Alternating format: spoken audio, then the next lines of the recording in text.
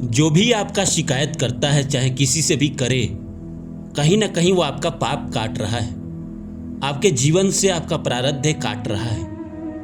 कैसे काट रहा है, इस कहानी के माध्यम से हम समझते हैं। एक राजा बहुत कंजूस था और राज्य में हर चीज कंजूसी से करता था।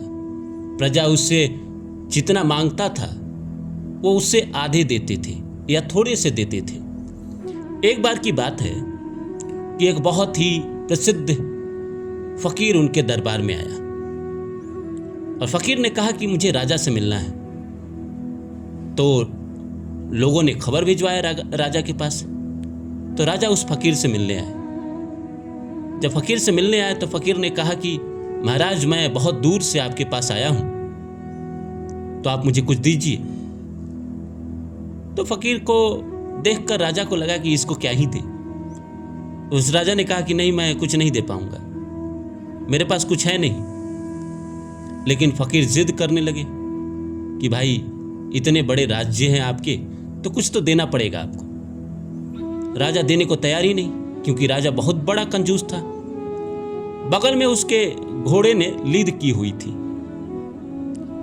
राजा को लगा कि ये फकीर मानेगा नहीं, तो चलो ये लीद ही उठा के इसको दे देते हैं। वो गया, घोड़े का लीद उठाकर इसको दे दिया।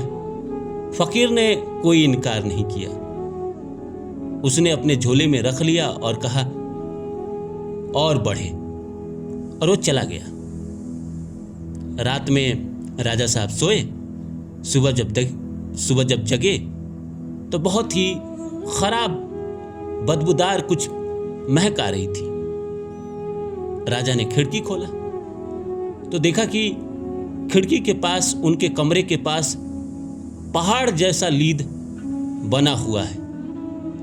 राजा को बहुत गुस्सा आया कि रात भर में इतना लीद कहां से आया।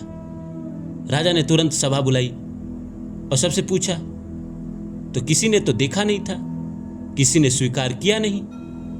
फिर राजगुरु ने कहा कि महाराज, आपसे कोई भूल हुई होगी, आपको कोई श्राप पड़ा होगा, तभी ये लीद यहां पे आ जाएगी। नहीं तो पूरे अगर राज्य का लीद इकट्ठा किया जाए, इतना नहीं हो सकता एक रात का। इतना लीद कहां से आया। तब अचानक राजा को याद आया कि उस फकीर को मैंने लीद दिया था और उसने कहा था कि और बढ़े। राजा ने वो कहानी सुनाई राजगुरु को। राजगुरु ने कहा कि उस फकीर को ढूंढिए और माफी मांगिए, तभी ये खत्म होगा। राजा निकला, ढूंढते ढूंढते जंगल में, वन में, नदी किनारे, पहाड़ पे, अंत में फकीर मिले। एक झोपड़ी में बैठे हुए थे।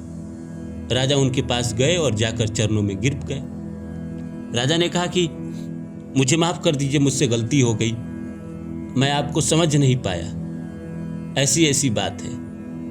फकीर ने कहा कि अब मैं कुछ नहीं कर सकता, ये तुम्हारे प्रारब्ध थे, जो तुमने दिए वो तुम्हारे पास लौट कर आ गए। राजा बहुत परेशान हुआ, रोने लगा।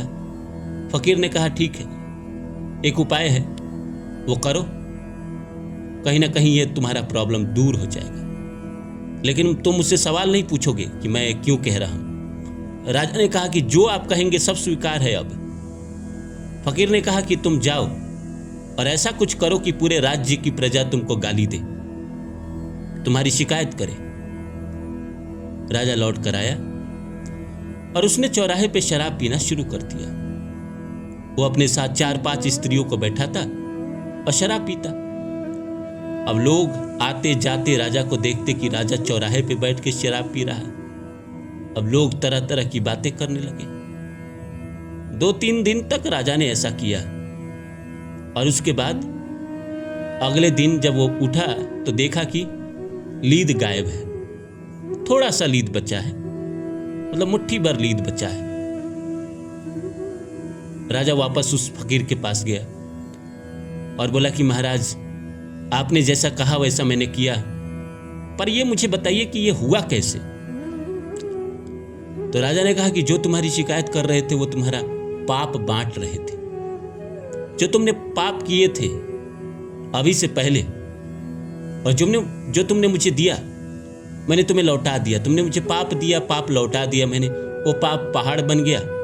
लोगों ने उसको गाली दे के, शिकायत करके, थोड़ा थोड़ा सबने थोड़ा थोड़ा ले लिया।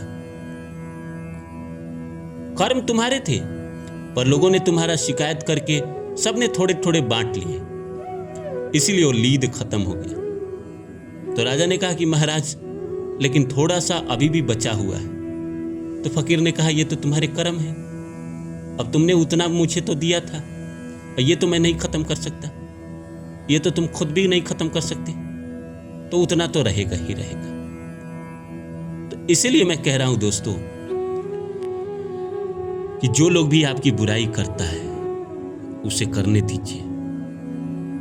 जो लोग भी आपकी शिकायत करता है उसको करने दीजिए। वो आपका शिकायत नहीं कर रहा है, वो आपके जो कर्म है, कुछ गलती से गलती हो गए होंगे, वो उसको काट रहा है, तो उसको काटने दीजिए। तो नमस्कार दोस्तों, मेरा नाम है रानू बाबू और जैसा कि आप लोग सभी जानते हैं कि मैं आपके लिए कहानी, कविता और मोटिवेशनल वीडियो लेकर आता हूँ। इसी श्रृंखला में लेकर आया हूँ कि जो बुराई आपकी कर रहा है उसे करने दीजिए, वो पाप काट रहा है आपका। तो आइए शुरू करें। इससे पहले आप सभी से रिक्वेस्ट है, please like my video and subscribe my channel. ऐसा अक्सर होता है कि हम कुछ भी करते हैं, घर के लोग, मोहल्ले के लोग, दोस्त यार हमारी शिकायत बहुत करते हैं, पीठ पीछे बहुत ज़्यादा करते हैं। अब ऐसे किसी किसी की आदत भी होती है, बिना वजह के, बिना टेंशन के, आपने कभी उसकी बुराई भी ना की हो, आपने कभी उसका बुरा भी ना किया हो, पर उसको मज़ा ही आता है दूसरे की बुराई करने में। और वह आदमी बीमारियों से, परेशानियों से घिरा रहता है, फिर भी वो दूसरों की शिकायत करते रहता है। पूरे मोहल्ले में क्या हो रहा है उसको खबर रहेगा, आपको खबर हो या ना हो, उस आदमी को खबर रहेगा। किसके किसके साथ अफेयर चल रहे हैं उसको खबर है, कौन कमा रहा है कौन नहीं कमा रहा है उसको खबर है। आपने अपनी ज़िंदगी में कहाँ शराब पिया, कहाँ आप लड़की से मिले, वो उसको खबर है, भले आपको खबर हो या ना हो। जैसे मान के चलिए कोई इंसान है जो आपके गांव में रहता है और आप बम्बई में रहते हैं अकेले। अब बम्बई में आप क्या करते हो आपको खुद पता नहीं है, लेकिन उनको आपका सारा डिटेल्स पता होगा। जैसे वो आप खबर बना भी देंगे कि आप गांजा पीते हैं, तो आप शराब पीते हैं, तो आप लड़कीबाजी करते हैं। इससे आपका कोई लेना देना नहीं है, आपने कभी छुआ भी नहीं हो, लेकिन वो लोगों से कहानियाँ ऐसे ही कहेंगे। और आपको कभी कोई पूछेगा कि फलना ऐसा ऐसा बोल रहा था, तुम करते हो क्या, तो आपको लगेगा कि साला मुझे खुद खबर नहीं, मैं अगर ऐसा करता तो मुझे तो पता होता। और कोई मैं होश में तो हूँ ही, बेहोश तो ही नहीं कि मुझे पता ना चलेगा कि मैं क्या करता हूँ। पर कितना मज़ा आता है उस आदमी को, कितना रस लेते हैं वो दूसरे में। तो प्रॉब्लम तो है, लेकिन वो ऐसे इंसान को जीवन में रखिए। जैसे कहा जाता है ना, निंदक नियरे रखिए, तो वैसे ही वाला बात है कि ऐसे लोगों को जीवन में रखना चाहिए, ये आपके पाप काटते हैं। अब हम जाने अनजाने में कोई गलती कर देते हैं, किसी के बारे में कुछ गलत सोच लेते हैं, सड़क पे चलते हैं, चींटी मर जाते हैं, कोई गलती से हमसे कोई पाप हो जाता है, किसी का हम दिल दुखा देते हैं। तो ऐसे लोग जीवन में होने चाहिए जो आपके पाप को ख़त्म कर सके। या प्रारब्ध के अगर पाप हैं तो अकेले आप कितना ख़त्म कर पाओगे।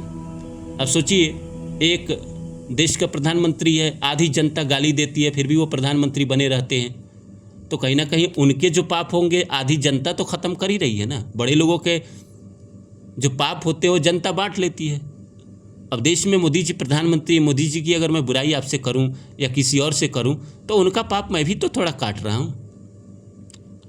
तो इसलिए अपने ज़िंदगी में किसी दूसरे की शिकायत नहीं करना है, किसी दूसरे का पाप नहीं लेना है। अपना जीवन में तो ऐसे ही प्रॉब्लम है, दूसरे की शिकायत करके पाप क्यों लेना। और जो आपका कर रहा है उधर मुड़ के भी नहीं देखना है, करने दीजिए। वो आपके पाप काट रहे हैं, एक दिन आपके पाप ख़त्म हो जाएंगे और आप तरक्की कर जाएंगे, वो उसी तरह आपका शिकायत फिर भी करते रहेंगे।